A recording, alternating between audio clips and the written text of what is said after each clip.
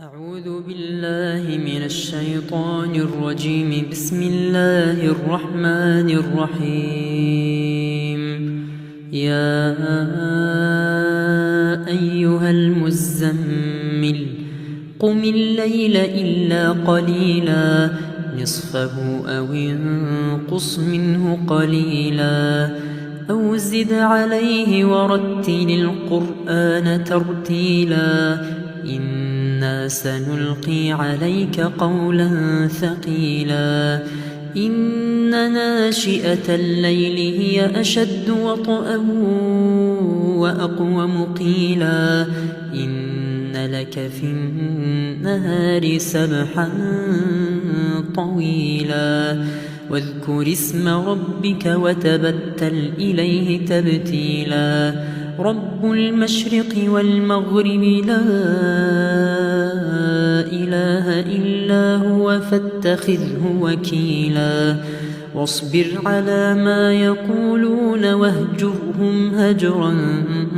جميلا واصبر على ما يقولون واهجرهم هجرا جميلا وذرني والمكذبين أولي النعمة ومهلهم قليلا إن لدينا أنكالا وجحيما وطعاما ذا غصة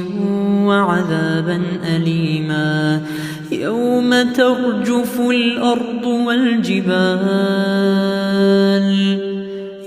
ترجف الأرض والجبال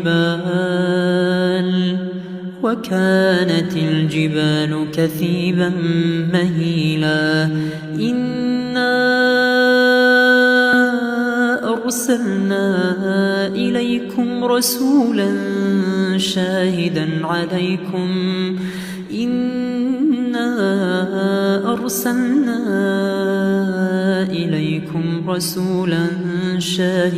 عليكم كما أرسلنا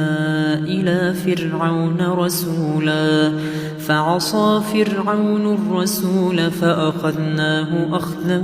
وبيلا فكيف تتقون إن كفرتم يوما يجعل الولدان شيبا فكيف تتقون إن كفرتم يوما يجعل الولدان شيبا السماء منفطر به كان وعده مفعولا إن هذه تذكرة فمن شاء اتخذ إلى ربه سبيلا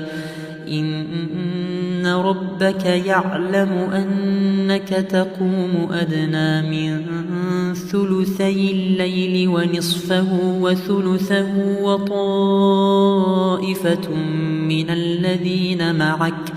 والله يقدر الليل والنهار علم أن لن